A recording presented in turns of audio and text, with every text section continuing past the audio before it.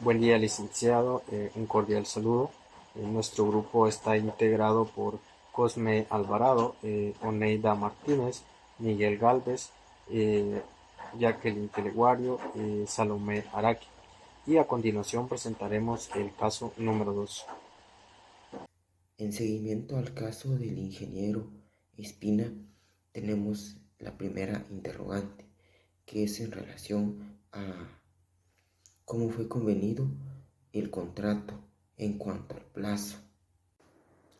De acuerdo a los hechos, determinamos que se trata de un contrato de trabajo para obra determinada, considerando lo que estipula el artículo 25 del Código de Trabajo, donde dice que los contratos de trabajo pueden ser por tiempo indefinido cuando no se especifica fecha de terminación, a plazo fijo cuando se determina o se especifica fecha de terminación, o cuando se ha previsto los hechos o circunstancias que forzosamente pueden poner término a la relación de trabajo. Un ejemplo de esta es la culminación de una obra, en donde en este caso se toma en cuenta la actividad que realiza el trabajador y no el resultado de la obra final. Y para obra determinada, cuando se ajusta globalmente o se acuerda el precio del servicio desde que inicia la labor hasta que concluye, tomando en cuenta el resultado del trabajo. La siguiente interrogante es con relación a qué otras variantes en cuanto al plazo contempla el Código de Trabajo. De acuerdo con el artículo 26 del Código de Trabajo, en el caso de los contratos a plazo fijo y para obra determinada, estos se celebran únicamente de esta manera cuando la naturaleza del trabajo así lo requiera. De lo contrario, todo contrato individual de trabajo debe celebrarse por tiempo indefinido. Continuamos con la pregunta número 3 que dice, en este tipo de contratos, por el plazo, ¿puede una de las partes ponerle fin antes del plazo originalmente contemplado? En respuesta a esta pregunta, elegimos el artículo 24 y 25 del Código de Trabajo, que nos dice el artículo 24, la falta de cumplimiento de un contrato individual de trabajo o de la relación de trabajo solo obliga que en ella incurra a la responsabilidad económica respectiva.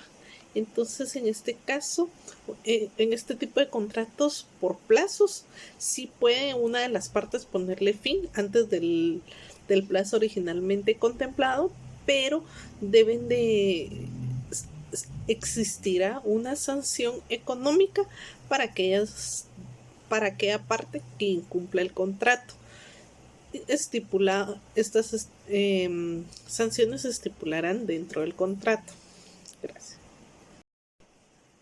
Seguimos con la pregunta número 4 y dice, ¿es procedente que termine el contrato anticipadamente en octubre? ¿Tiene derecho o justificación la empresa de ponerle terminación?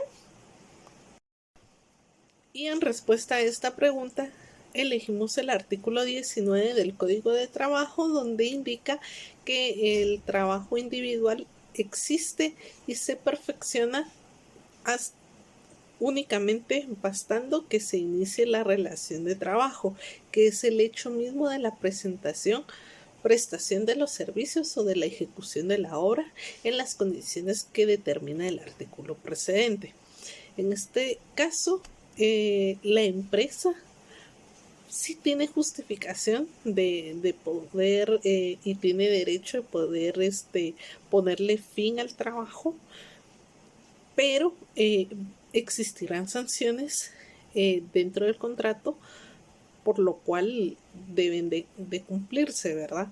Y pues en este caso sí hay una justificación de que ya no hay, ya no está el recurso como tal para que la persona pueda continuar con la obra.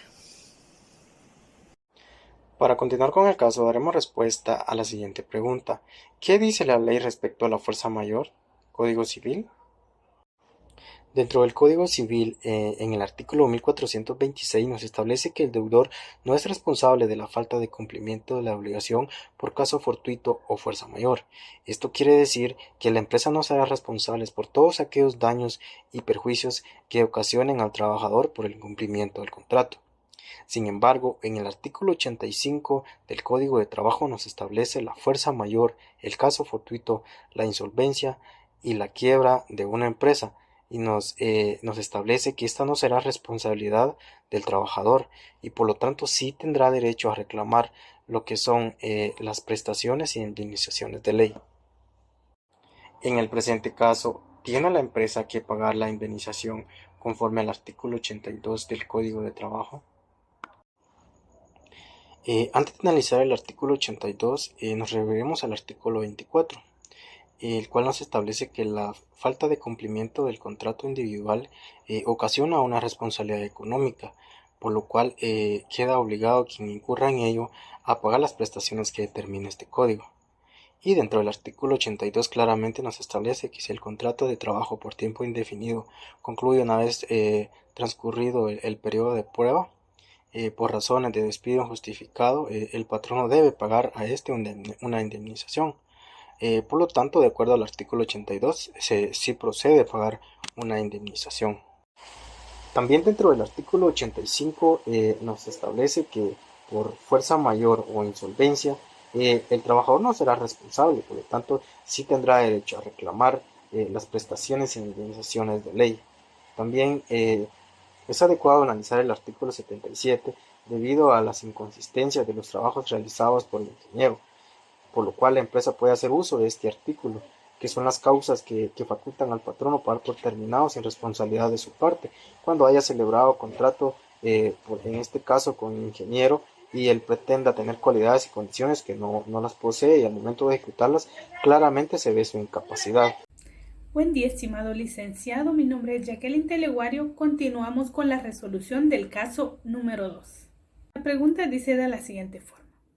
¿Tiene razón el ingeniero en cuanto a que se le tiene que pagar todo el tiempo pactado? El empleador debe tomar en cuenta las consecuencias jurídicas, dependiendo de la forma en la que concluya el contrato de trabajo, como en este caso es despido sin causa justificada. Según el artículo 84 del Código de Trabajo, en el segundo párrafo especifica que cuando el contrato de trabajo es finalizado por el empleador y además el empleado demuestra que no existe causa justa de despido, la ley establece el pago de daños y perjuicios. Cuando es demandado ante los tribunales de trabajo y previsión social, puede ser que a juicio del juez en la sentencia respectiva puede condenarlo a pago de daños y perjuicios. Estos son conocidos como salarios caídos. Estos daños y perjuicios se calcularían de conformidad con la duración del proceso. Por lo tanto, sí procedería a pagarle todo el tiempo que se había pactado en el contrato de trabajo al ingeniero. Continuamos con la siguiente interrogante. ¿En estos casos se puede ejercer alguna presión a la otra parte? Sí es posible hacer presión para que se haga efectivo el pago y el empleador cumpla con esta obligación. Se interpone una demanda ante el Ministerio de Trabajo y en el artículo 101 indica que si esta demanda ya es conocida por autoridad competente, es más factible que se cumpla con el artículo 426 de esta misma ley, el cual dice que el juez obligará al empleador a que dentro del plazo de 3 días de notificada la ejecutoria o aceptada la obligación, practicará la liquidación que corresponda. Muchas gracias. Continúa la siguiente compañera. Buenos días. Ahora vamos a hablar del inciso número 9, el cual nos dice que qué hubiera pasado en el caso de que el trabajador hubiera fallecido en la empresa por un accidente laboral. ¿Sería responsabilidad civil o responsabilidad penal? Bueno, en este caso sería responsabilidad civil y vamos a explicar por qué. En este caso, pues como dijimos, sería pues responsabilidad civil y nos fundamentamos en el decreto 330 del Código de Trabajo y sus reformas, artículo 197, el cual nos indica que todo patrono pues está obligado a adoptar las precauciones necesarias para proteger eficazmente la vida, la seguridad y la salud de los trabajadores en la prestación de los servicios.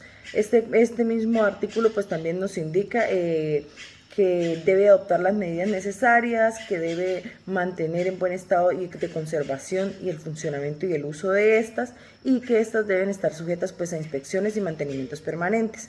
Adicionados por el artículo 2 del decreto 3598 del Congreso de la República, el cual nos dice que si en un juicio ordinario se prueba que el empleador ha incurrido en cualquiera de las siguientes situaciones, que prácticamente sería faltar a las que nos menciona el artículo 197, que serían si en forma negligente no cumple con las disposiciones legales y reglamentarias a la prevención de accidentes y riesgos en el trabajo, pues el monto de la indemnización será fijado en común acuerdo por las partes, y en defecto de tal, pues será el acuerdo lo determinará el juez de trabajo y prevención social. Buenos días, ahora vamos a hablar del inciso número 9, el cual nos dice que qué hubiera pasado en el caso de que el trabajador hubiera fallecido en la empresa por un accidente laboral. ¿Sería responsabilidad civil o responsabilidad penal? Bueno, en este caso sería responsabilidad civil y vamos a explicar por qué.